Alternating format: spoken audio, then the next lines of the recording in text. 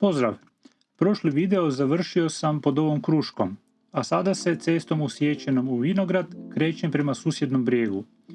Putem snimam sljedeću fotografiju, a dobijam ideju i za još jednu novu. Jesam li ostvario? Pogledajte u nastavku.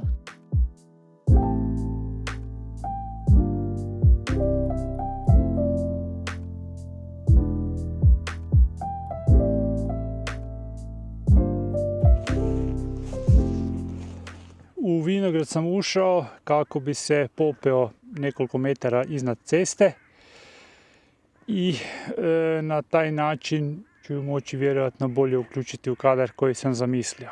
Nadam se uklopiti vidikovac, cestu i vinograd u jedan kadar, međutim za to će mi trebati malo sreće da magla opet malo se proredi. Za to vrijeme ja ću složiti kadar. To će biti malo izazovnije jer ja u biti moram s kamerom doći s ove strane.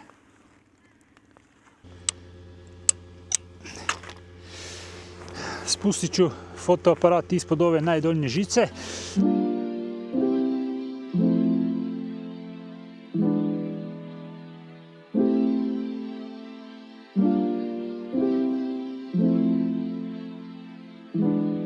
Još jedna stvar koja mi dosta pomaže je ova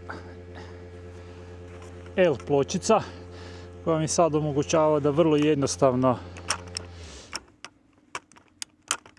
pričvrstim fotić u horizontalni položaj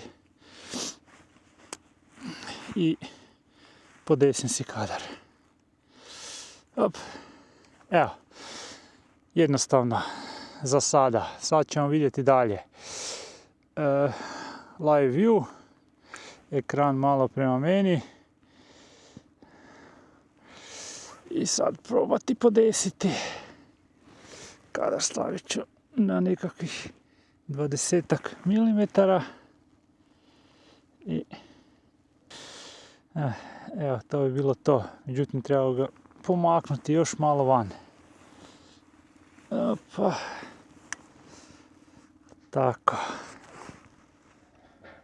A sad na kraju kad pogledam i nije baš neki kadar. Mislim da ću odustati od ove ideje. Kao što vidite, ne uspije mi baš svaka ideja koju si zamislim i svaki kadar koji mi se učini na prvu zanimljivim, jer ideja je jedna, a realizacija je ipak nešto sasvim drugo. Ali da nisam otišao gore i probao, nikad ne bi znao da li mogu ili ne mogu snimiti tu fotografiju. I ono, kako se to pjesnički kaže, ostao bi vječni žal i pitanje u glavi da li sam ipak mogao snimiti najnagrađivaniju fotografiju ikad. Malo se šalim. Ali zato evo, kad se tak nalazim na terenu i šetuckam okolo, hodam, gledam, promatram, zamišljam fotografije koje bi mogao snimiti, onda se ipak pronađe nekakav kadar vrijedan fotografiranja. U ovom slučaju sam se malo približio vidikovcu. Imam ovih nekoliko redova trsova ispod njega, nekoliko tih terasa koje onak čine lijepi ritam i u samom vrhu kadra će biti vidikovac. Kadar je, pretpostavljate, već okomiti. Ova 3 stupa su, znači 1, 2, 3 stupa su u kadru i oni čine nekakvu bazu, osnovicu kadra i od njih se onda pogled uzdiže gore prema samoj strukturi vidikovca. Nešto ove lijepe zelene i žute boje dodaje kolorita fotografije, tako da će ona ostati u boji, iako tak suptilnih, nježnih tonova. I nebo iza vidikovca na trenutke se čini onak malo plavkastim. pa onda hvatam trenutak di se ta boja malo više istakne i onda pokušavam snimiti fotku. Fotografiram širokokutnim objektivom na 35 mm ovaj put. Na njemu se nalazi i dalje gradacijski ND filter, 2 blende kojim mogu uskladiti svjetlinu neba sa ostatkom kadra. Postavke fotoaparata su ISO 100, f8 i jedna 160 sekunde. Dodao sam još sad i polarizator ispred objektiva. Nadam se da će mi pomoći otkloniti dijelić magle između mene i vidikovca.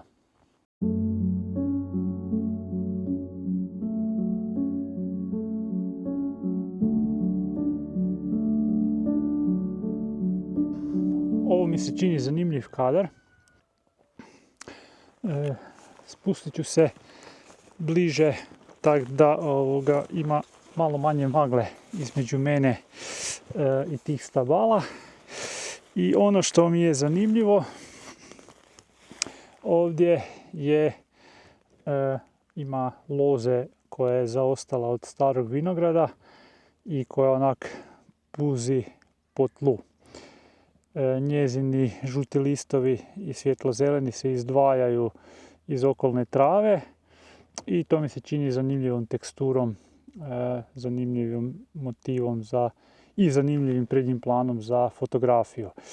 Isto tako ima nešto ovih bijelih trtinčica i vančica, kak se već zovu, pa i one malo dodaju u kompoziciju.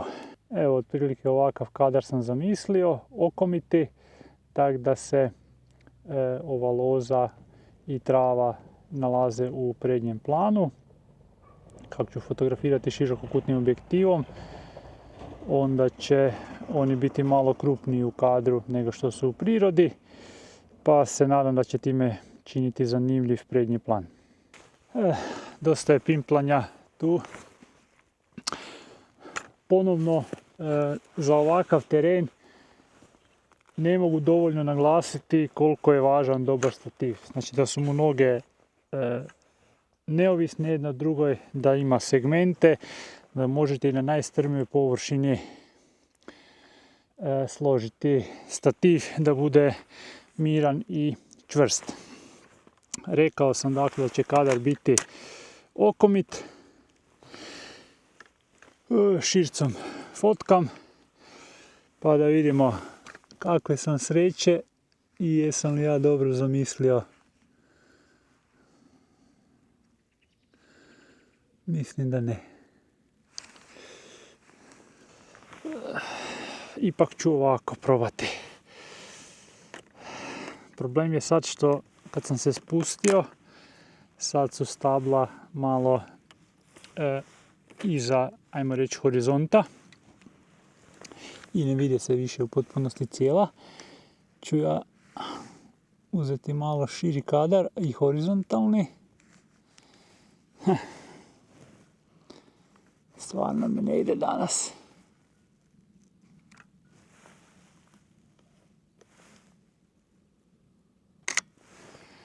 Da, oku ugodno, ali fotoaparatu teško sve uhvatiti u nekakav smisleni kadar.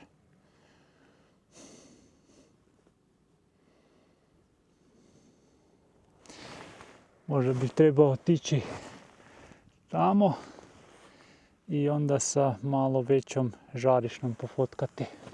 Idemo probati to.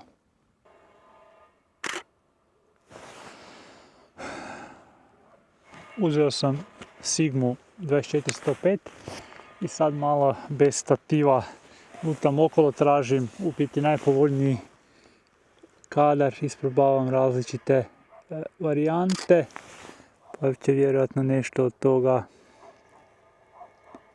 i upaliti.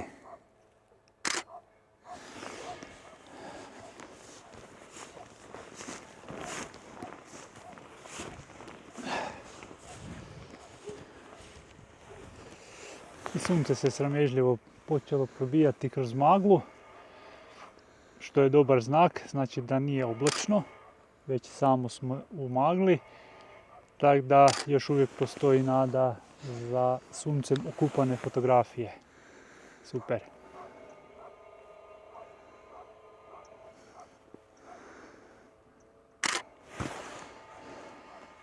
Dovoljno je nekoliko koraka da se perspektiva potpuno promijeni i da postigne bolji efekt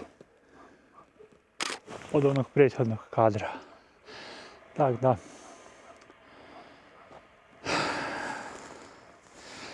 dok čekamo sunce, tražim kadrove.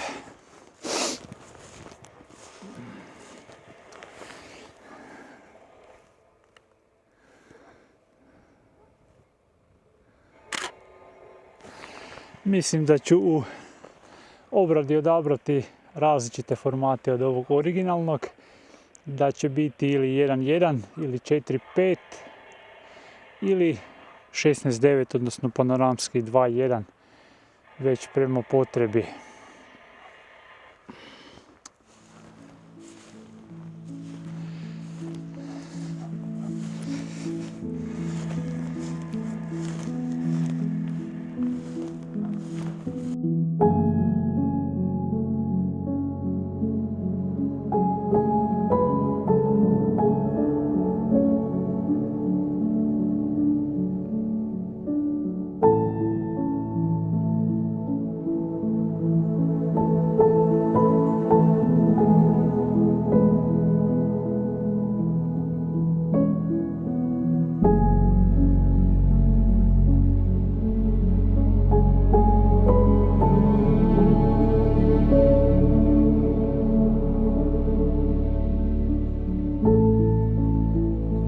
Ko traži, taj i nađe, obično, tak vele.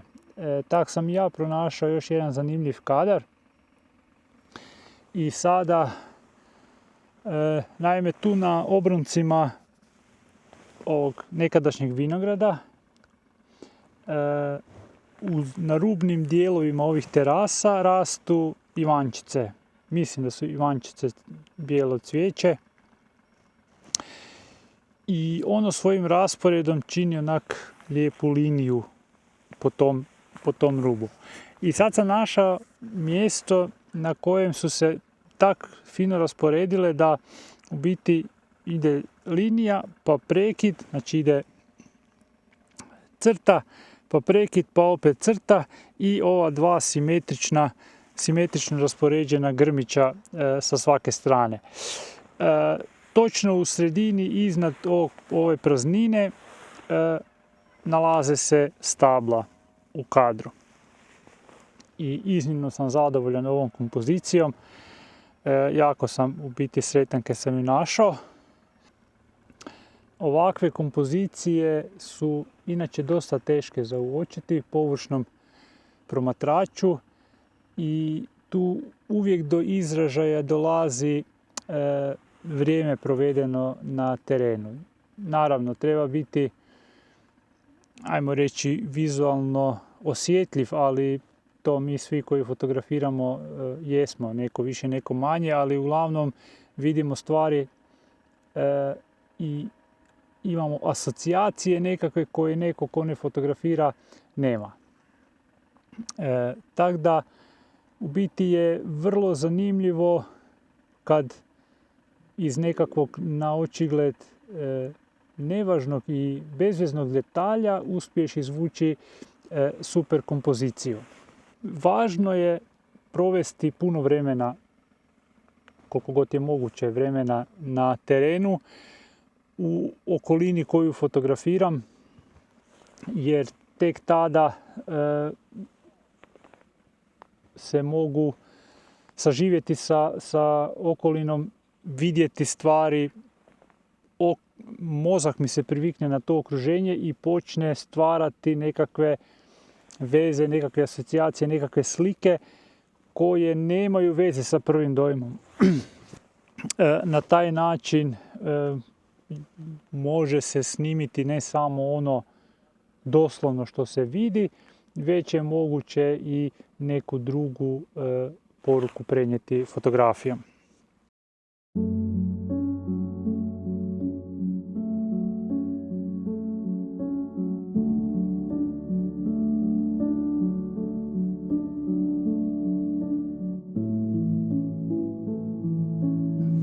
Prohodao sam brijeg uzduž i poprijeko.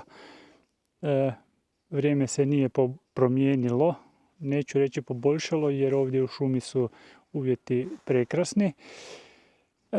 I za kraj sam odlučio malo fotografirati u ovoj šumi, tu u blizini Mađerkinog brijega. Šuma je to u kojoj sam ja već fotografirao. Dakle, nije nepoznata, međutim uvijek se mijenja, svakim godišnjim dobom se promijeni, vremenom se promijeni, nešto se stabala sruši, nešto izraste novo, tako da je uvijek lijepo i zanimljivo. Tu ću malo fotografirati, nekakve kompozicije već imam u planu i to će onda vjerojatno za danas biti to. Kakva divna šuma.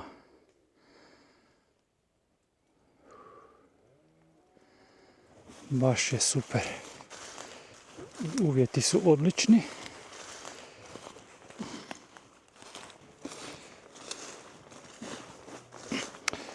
Pokušat ću pronaći neko zanimljivo stablo ili više njih. Pa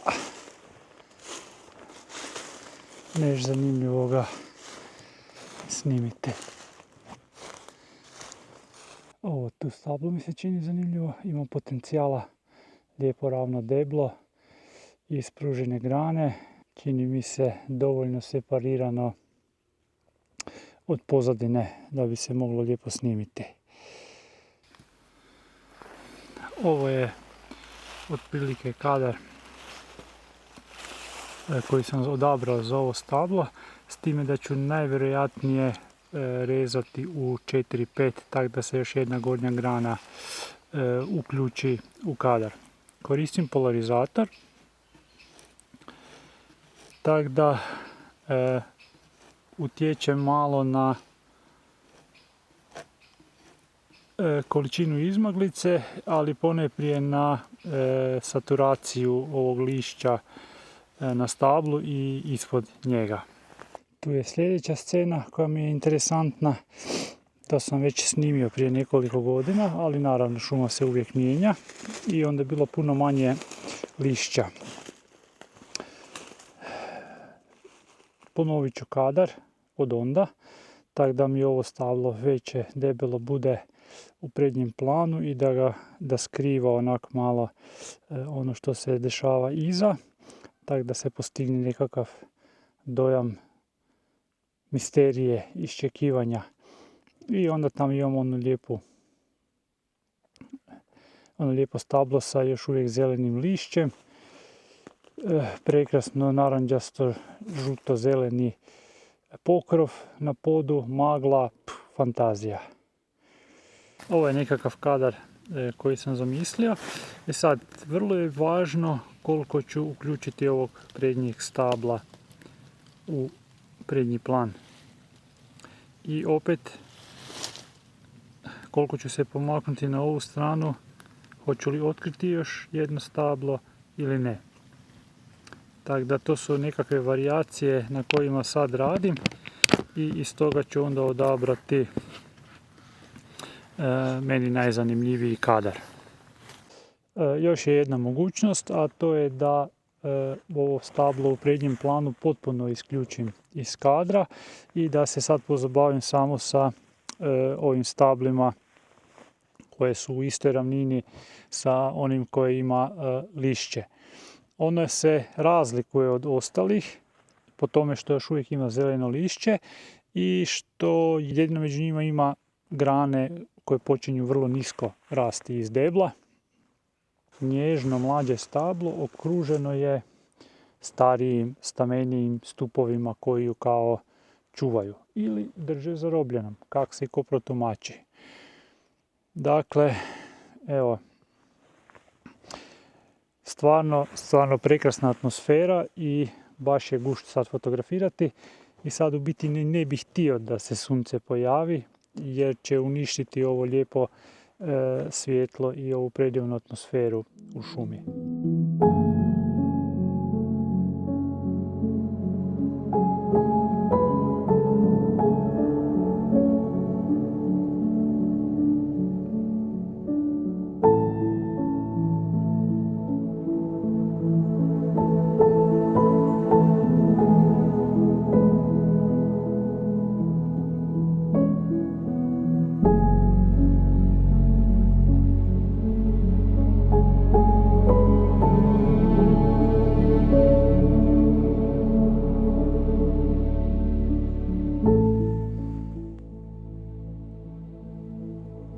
Motivi kud god se okreneš.